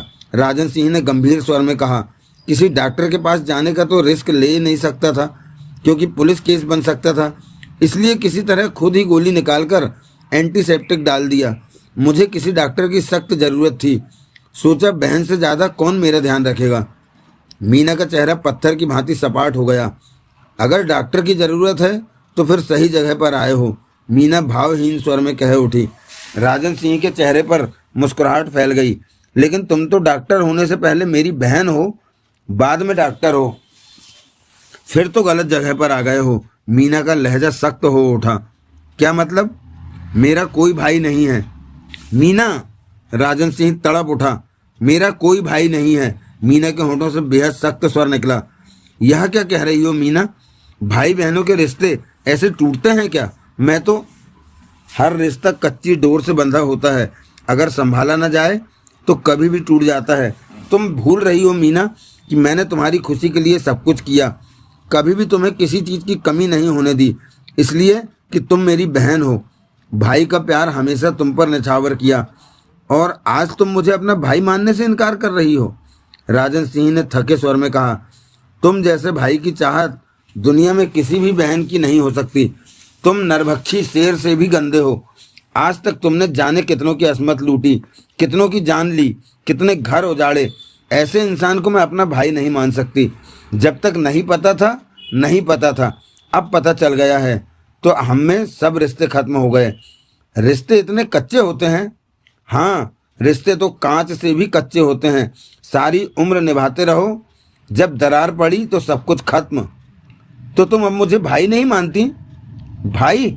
मीना के चेहरे पर कड़वे भाव फैल गए। भाई तो क्या, मैं तुम्हें इंसान भी नहीं मानती। राजन सिंह गंभीर निगाहों से मीना को देखता रहा। तुम शैतान हो, शैतान। राजन सिंह कुछ नहीं बोला। तुम्हारे कर्मों के कारण ही मैं शादी वाले दिन ही विधवा हो गई, क्योंकि जिस दौलत से तुमने मेरी शादी की थी उसमें मरने वालों की आहें छिपी थीं, जिन्हें तुमने मारा था। आहें मेरे सुहाग को खा गईं। राजन सिंह के होंठ भिज गए। यह घर तुम्हारा है, वैसे भी मैं इसे खाली करके जा रही थी। बहुत अच्छा हुआ कि तुम आ गए। तुम्हारे लिए मैं सिर्फ इतना कर सकती हूँ कि पुलिस को खबर नहीं करूँगी। राजन सिंह ने गंभीरता भरे अंदाज में सिर हिलाया। तुम यहीं रहो, इसी घर में रहो। मैं यहाँ से चला जाता हूँ। नहीं, मीना सख्त स्वर में कह उठी।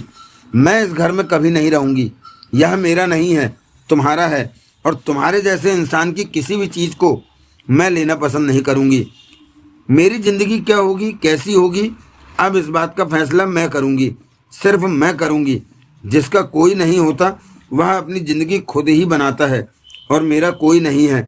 मैंने खुद ही देखना है कि मैंने क्या करना है। राजन सिंह का चेहरा जैसे निचुड़ सा गया था। सब कुछ भूल जाओ। मैं तुमसे वायदा करता हूँ कि बाकी की सारी ज़िंदगी शरीफ इंसानों की तरह बिताऊंगा। तुम्हें कभी भी शिकायत का मौका नहीं दूंगा, और आज तक मैंने जो किया है उसका प्रायश्चित करूंगा। तुम जो कहोगी मैं वही करूंगा, लेकिन भगवान के लिए हमारे बीच जो रिश्ता है उसे खत्म मत करो। मीना की आंखें जल उठी, होठ सख्ती के साथ भिज गए। हम में कोई रिश्ता नहीं है। खबरदार, जो कभी रिश्ते का जिक्र भी किया तो जिंदगी में अगर कभी राह चलते हम आमने सामने भी पड़ गए तो मुझे पुकारना मत, क्योंकि मैं तुम्हें पहचान नहीं पाऊंगी। यह घर तुम्हारा है, मुझे किसी के सहारे की जरूरत नहीं। मैं जा रही हूँ यहाँ से। राजन सिंह ने आंखें बंद कर ली। चेहरे पर पीड़ा सी सिमट आई थी। मीना के चेहरे पर दृढ़ता के भाव थे। वह अपना सामान समेटने के लिए दूसरे कमरे की तरफ बढ़ी। राजन सिंह ने आंखें खोली। ठीक है, तुमने जो फैसला किया है उस पर अमल कर सकती हो, मुझे कोई ऐतराज़ नहीं। तुम अपना भला बुरा समझने के लिए समझ रखती हो, लेकिन इस समय मैं घायल हूँ। 2-3 दिन में मेरी तबीयत संभल जाएगी, अगर ठीक तरह मेरा इलाज हो जाए। तुम डॉक्टर हो, और डॉक्टर का काम इलाज करना होता है। वह भेदभाव नहीं रखता कि कौन मुजरिम है और कौन साधु। राजन सिंह ने टूटे स्वर में कहा, मैं चाहता हूँ 2-3 दिन तुम यहाँ रहकर मेरा इलाज कर दो। जख्म भरने लगे तो चली जाना। बतौर डॉक्टर मैं अपना फर्ज अवश्य निभाऊंगी। मीना का स्वर सख्त था। आगे बढ़कर उसने राजन सिंह के जख्म का मुआयना किया। फिर दूसरे कमरे में जाकर अपना एड बॉक्स ले आई, उसे खोलकर देखा, दवाइयाँ चेक की। उसके बाद राजन सिंह से सख्त स्वर में बोली, मुझे दवाइयाँ लानी होंगी। इतनी रात को कहाँ से मिलेंगी? मिल जाएंगी। डॉक्टर अपनी आंखों के सामने किसी को मरते हुए नहीं देख सकता। तुम्हारे कंधे पर लगी गोली ने जिस्म में जहर फैलाना शुरू कर दिया है। अगर फौरन तुम्हें ठीक दवा न मिली तो अगले 24 घंटों से ज़्यादा तुम्हारी ज़िंदगी नहीं है। इस वक्त भी कई दुकानें खुली रहती हैं, नहीं तो अस्पताल से भी दवा मिल जाएगी। कहने के साथ ही मीना बाहर निकल गई। फिर 2 घंटे बाद दवाइयों के साथ वापस भी आ गई।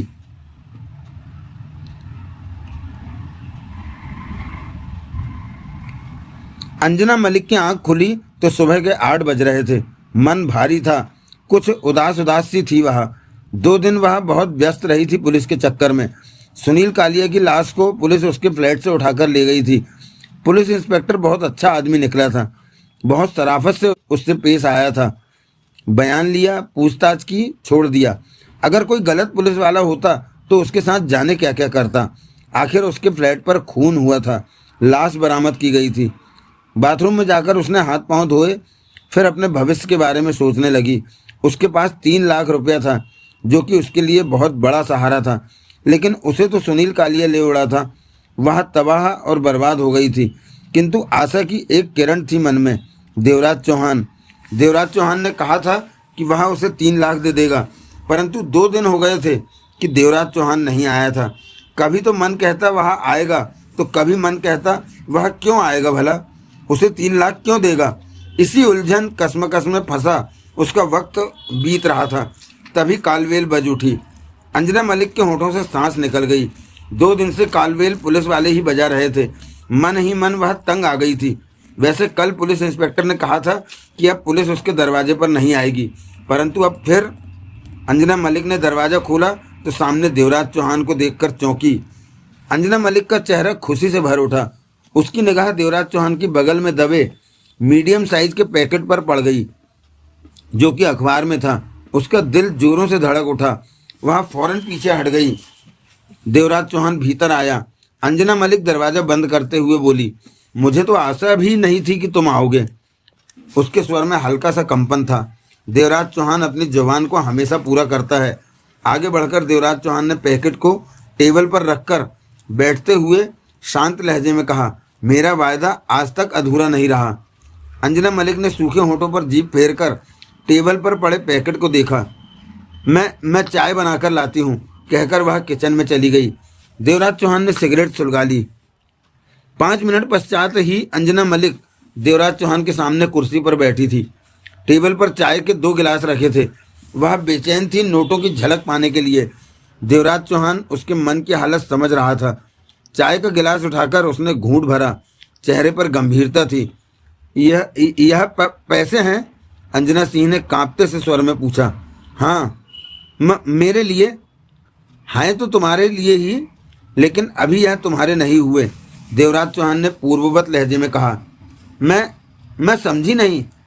बुरी आशंका से अंजना मलिक का दिल धड़क उठा।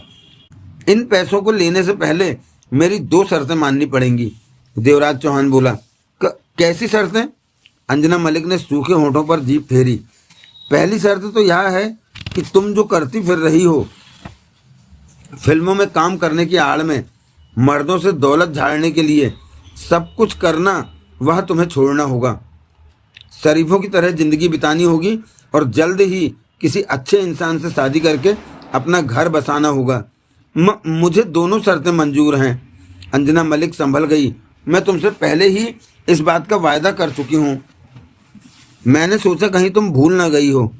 नहीं, याद है मुझे। मैं खुद भी इस भटकती जिंदगी से तंग आ गई हूँ। अब मैं अपनी जिंदगी में स्थिरता चाहती हूँ, चैन और शांति चाहती हूँ, अंजना मलिक ने भारी स्वर में कहा।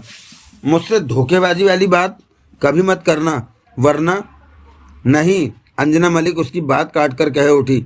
मैं कोई भी धोखेबाजी, किसी भी तरह की धोखेबाजी नहीं करूँगी, बल्कि अगर हो सका तुम्हारा पता मेरे पास हुआ तो तुम्हें अपनी शादी में अवश्य बुलाऊंगी।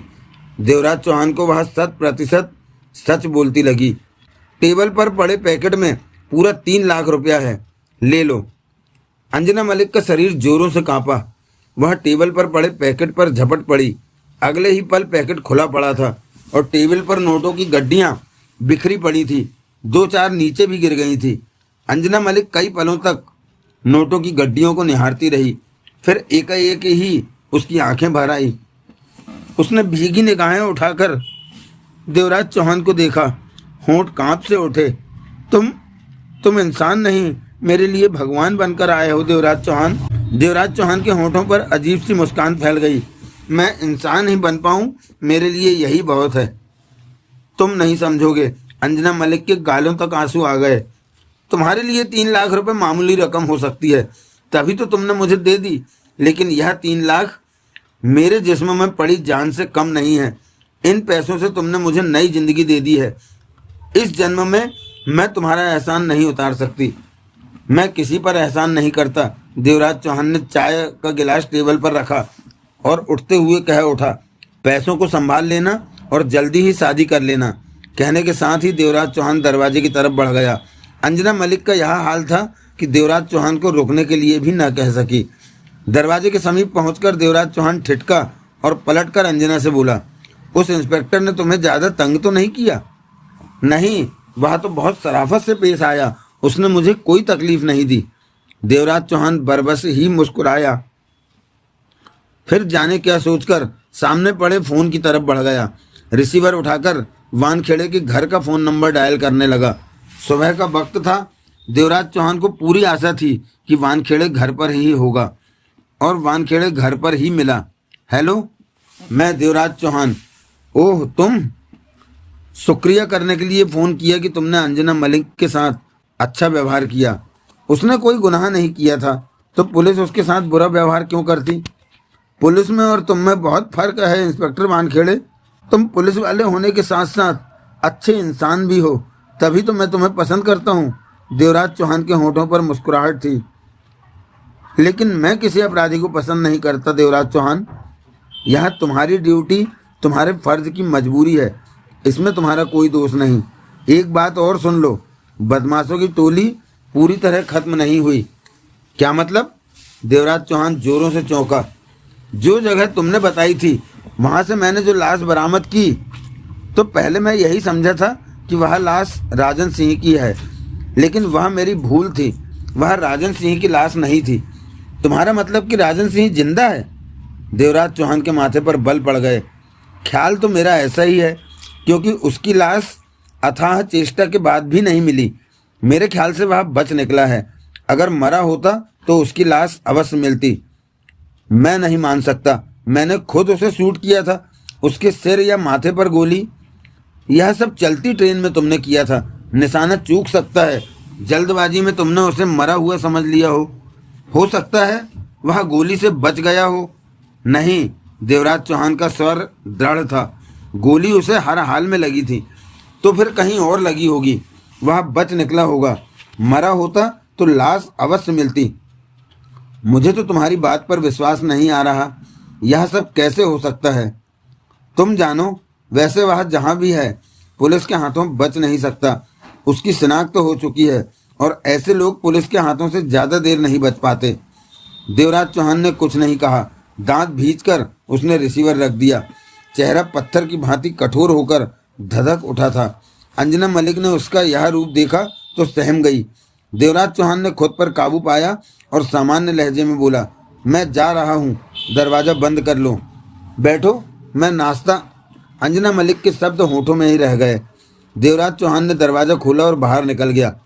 अंजना मलिक के होठों से गहरी सांस निकल गई। उसने फौरन दरवाज़ा बंद किया और नोटों की गड्डियों को समेटने लगी। इतना पैसा घर में रखना ठीक नहीं था। वह इसे फौरन बैंक लाकर में रख आना चाहती थी। अगले दिन दोपहर तक मीना ने दवाइयों से राजन सिंह के शरीर में फैलता जहर समाप्त कर दिया था। घाव अब कंट्रोल में था। मीना रात से 2 बार बैंडेज बदल चुकी थी। सुबह भी वह दवाई लेने बाहर गई थी। उसका दिल जानता था कि वह भाई के नाते नहीं, सिर्फ घायल के नाते राजन सिंह की देखभाल कर रही थी। डॉक्टर होने के नाते अपना फर्ज पूरा कर रही थी। दोनों में कोई बात नहीं हो रही थी। राजन सिंह बात करने की चेष्टा भी करता तो मीना जवाब नहीं देती थी। राजन सिंह को महसूस हो चुका था कि वह अपनी बहन को खो चुका है। वह थका थका सा बेड पर पड़ा था। कल से उसकी हालत बहुत बेहतर थी और वह जानता था कि 3-4 दिन में काफ़ी ज़्यादा ठीक हो जाएगा। दवाई बहुत तेज़ी से काम कर रही थी। तभी मीना दूसरे कमरे से निकली। उसके हाथ में दवाइयों का लिफाफा था, जिसे वह राजन सिंह के करीब बेड पर रखते हुए बोली, इसमें सप्ताह भर की दवा है। कैसे खानी है यह तुम जानते हो। उसके बाद तुम्हें दवा की ज़रूरत नहीं रहेगी, तुम ठीक हो जाओगे। बैंडेज के समय कौन सी दवा लगानी है यह भी तुम अच्छी तरह जानते हो। राजन सिंह ने निगाहें उठाकर मीना को देखा। तुम्हारे होते हुए मुझे दवाओं के बारे में जानने की ज़रूरत ही क्या है। डॉक्टर के नाते मेरा फ़र्ज पूरा हो चुका है, मीना सपाट स्वर में बोली। राजन सिंह कई पलों तक मीना को देखता रह गया। मैं अभी इतना ठीक नहीं हूँ कि यह सब काम मैं खुद कर सकूँ। करने को बाकी कुछ नहीं रहा, सिर्फ दवा खानी है और जख्म पर लगानी है। मैं ज़्यादा देर नहीं रुक सकती, मुझे जाना है और आज ही जाऊंगी मैं। मीना एक एक शब्द को चबाकर कह रही थी। डॉक्टर जख्मी के लिए जो कर सकता है वह मैंने किया। कोई भी डॉक्टर इससे ज़्यादा नहीं करता। अपने सगे भाई के लिए भी नहीं। मेरा कोई भाई नहीं है। मीना ने सख्त निगाहों से उसे देखा। बातों के जाल में मुझे फंसाने की चेष्टा मत करो। मैं अब रिश्ते नातों से बहुत आगे जा चुकी हूँ। मैं डॉक्टर हूँ, सारी ज़िंदगी डॉक्टर ही रहूँगी। मेरे ना तो माँ बाप हैं, ना भाई बहन हैं, ना पति बच्चे हैं और ना ही मुझे किसी की ज़रूरत है, ना ही किसी की ज़रूरत पड़ेगी। मुझसे कभी भी रिश्ता कायम करने की चेष्टा मत करना। मीना ने उसकी कोई बात नहीं सुनी और दूसरे कमरे में चली गई। राजन सिंह ने आंखें बंद कर लीं। बेड से उठने की जरा भी चेष्टा न की। वह जानता था कि वो चाहकर भी मीना को रोक नहीं पाएगा। उसका इरादा बहुत पक्का था। राजन सिंह को यकीन हो गया कि वह अपनी बहन को खो चुका है। 5 मिनट पश्चात मीना सूटकेस सहित कमरे से निकली। राजन सिंह की तरफ उसने एक निगाह भी न डाली। अब चेहरा शांत था और आंखें नम सी दिखाई दे रही थीं। मीना, राजन सिंह ने तड़प कर उसे पुकारा। मीना नहीं रुकी, उसे रुकना था ही नहीं। उसने दरवाज़ा खोला और बाहर निकलने के लिए कदम उठाया कि ठिठक गई। आंखें एकटक सामने कार पर जा टिकी, जो अभी अभी सामने रुकी थी। कार की ड्राइविंग सीट पर बैठे देवराज चौहान की झलक उसने पाली थी। मीना टकटकी बांधे देवराज चौहान को देखती रही। चेहरा सपाट हो चुका था। राजन सिंह ने मीना को इस तरह रुकते देखा तो उसकी आंखें सिकुड़ गईं और फिर एकाएक मीना को बाहर देखते पाकर जाने क्यों उसे खतरे का आभास सा हुआ। राजन सिंह जल्दी से उठा। शरीर पर पैंट डाली हुई थी, कंधे पर बैंडेज थी। वह आगे बढ़ा और मीना के करीब पहुंचकर ठिठका। बाहर निगाह उठते ही हक्का बक्का रह गया। देवराज चौहान दरवाजे की तरफ आ रहा था। उसकी निगाह भी दरवाजे की तरफ थी। राजन सिंह का खून जल उठा। आंखें लाल सुर्ख हो उठी। दांत पर दांत भिज गए। चेहरा क्रोध से स्याह पड़ गया। वह मौत के समुद्र में डूबा नजर आने लगा। उसके होठों से गुर्राहट सी निकली तो मीना ने सिर घुमाकर पीछे देखा। राजन सिंह मौत से भरी निगाहों से उसे ही घूर रहा था। हरामजादी! राजन सिंह की बाह मीना के गले में लिपट गई। मीना के जिस्म को तीव्र झटका लगा। हाथ में थाम रखा सूटकेस छूटकर नीचे जा गिरा। चेहरे पर आतंक के भाव नाच उठे। उसने छटपटाकर अपना गला छुड़ाने की चेष्टा की, परंतु कामयाब नहीं हो सकी। एक तरफ तो मेरे जख्म को भरती रही और दूसरी तरफ देवराज चौहान को खबर कर दी कि मैं यहाँ पर हूँ। मीना ने कुछ कहना चाहा, परंतु गला दबने के कारण बोल न सकी। तब तक देवराज चौहान भी दरवाजे तक आ पहुंचा था। क्या बिगाड़ा था मैंने तेरा? राजन सिंह गुर्रा रहा था। तुझे पढ़ाया, बड़ा किया, तुझे डॉक्टर बनाया, तेरी शादी की, तेरी सारी इच्छाओं का ख्याल रखा और तूने देवराज चौहान को मेरे यहाँ होने की खबर देकर मेरी मौत का इंतजाम कर दिया। सुबह तू दवा लेने गई थी, तभी तूने देवराज चौहान को मेरे यहाँ होने की खबर कर दी थी।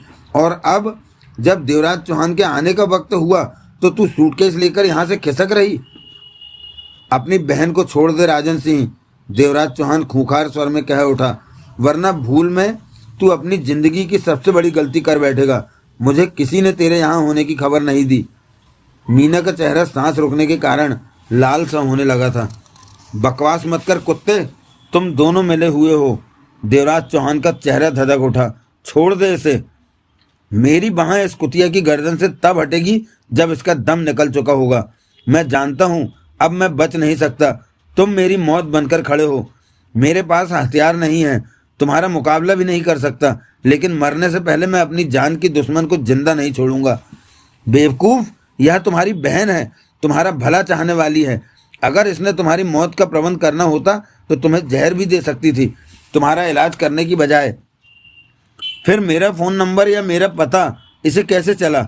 सबसे अहम बात है, अगर इसे तुम्हारे खिलाफ कुछ करना ही होता तो यह पुलिस को फ़ोन करती, मुझे नहीं।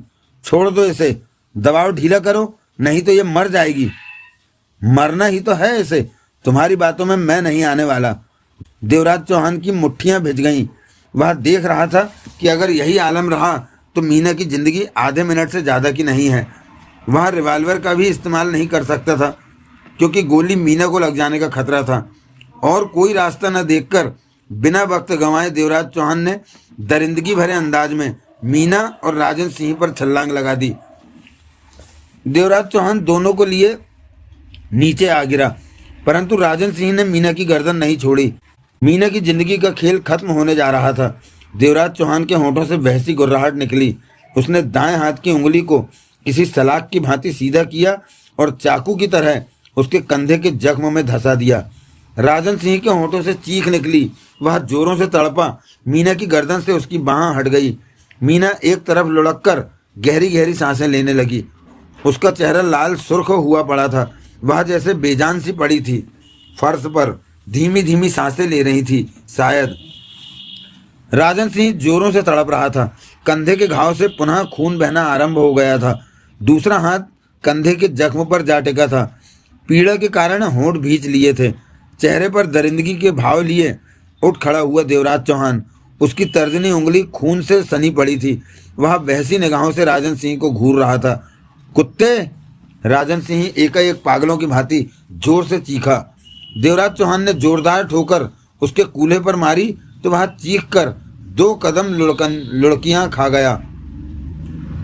तू जिंदगी भर गलत काम करता रहा, देवराज चौहान गुर्राया। तेरा मन इतना गंदा हो गया है कि तुझे अपने भी दुश्मन लगने लगे। वहम है तेरा कि तेरी बहन ने मुझे तेरे यहाँ आने की खबर दी है। वह तेरी बहन है, तेरा भला चाहती है, तभी तो तेरे जैसे नीच का भी उसने इलाज किया। और तू है कि उसकी जान लेने पर आमादा हो गया। वास्तव में तेरे जैसा भाई होने से तो ना होना ही अच्छा, जो बहनों के खून से भी अपने हाथ रंगने लगे। राजन सिंह फर्श पर पड़ा जोर जोर से हाँफ रहा था। देवराज चौहान ने मीना पर निगाह मारी। मीना की हालत अब काफ़ी ठीक थी। अपनी टूटती सांसों पर वह काबू पा चुकी थी। देवराज चौहान ने पुनः राजन सिंह को देखा। देवराज चौहान ने जेब से रिवाल्वर निकालकर हाथ में ले ली। राजन सिंह की आंखें फटकर चौड़ी हो गईं। भय से सफ़ेद चेहरे पर आतंक ही आतंक नाच उठा। उसका जिस्म कांपा। सूखे होठों पर जीभ फेरकर कांपते स्वर में बोला, मुझे मत मारो देवराज चौहान। मैं देवराज चौहान का चेहरा मौत के काले समंदर में ठाठे मार रहा था। मौत तेरा नसीब बन चुकी है राजन सिंह। अगर ऐसा ना होता तो हमारा फिर आमना सामना ना होता, लेकिन पहले की तरह इस बार तू बच नहीं सकेगा। मैं तेरी मौत की तसल्ली करने के बाद ही यहाँ से जाऊँगा, उससे पहले नहीं जाने वाला। अब नहीं, मैं देवराज चौहान के रिवाल्वर से एक साथ 2 गोलियां निकली। फायर की तेज आवाज़ों से कमरा गूंज उठा। गोलियां राजन सिंह के सीने में धंसती चली गईं और दोनों गोलियों ने ही अपना काम पूरा कर दिया। राजन सिंह अब जिंदा नहीं बचा। देवराज चौहान ने इस बात की तसल्ली की।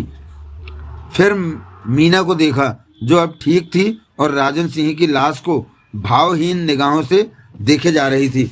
देवराज चौहान ने रिवाल्वर जेब में डाली और मीना को बिना कुछ कहे बाहर निकलता चला गया।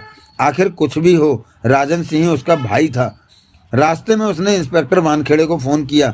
राजन सिंह अब नहीं रहा, देवराज चौहान बोला। क्या? वानखेड़े की हैरानी से भरी आवाज़ आई। ख़त्म कर दिया तुमने उसे?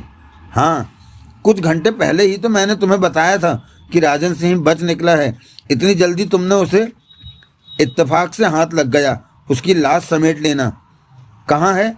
उसके घर पर ही। मुझे उसके घर का पता नहीं, वानखेड़े बोला। पता बताओ। देवराज चौहान ने पता बताकर रिसीवर रख दिया। समाप्त। तो दोस्तों, आज यह उपन्यास बदमाशों की टोली समाप्त हो गया। बहुत ही अच्छा अंत रहा इसका। अब मैं इसके बाद आपसे मिलूँगा विस्फोट के तीसरे एपिसोड में, क्योंकि मैंने श्रोताओं की मर्जी से उसे स्टॉप कर दिया था, रोक दिया था। लेकिन मैं आपको बता देना चाहता हूं कि मैं जो काम शुरू करता हूं उसे ख़त्म भी करता हूं। इसलिए जैसे भी हो उस उपन्यास को तो मुझे समाप्त करना ही है। उसके बाद किसी अगले उपन्यास में आपसे फिर भेंट होगी। तब तक के लिए जय हिंद, जय भारत, वंदे मातरम। और हाँ, अपना ख्याल रखिएगा। धन्यवाद, थैंक यू, शुक्रिया।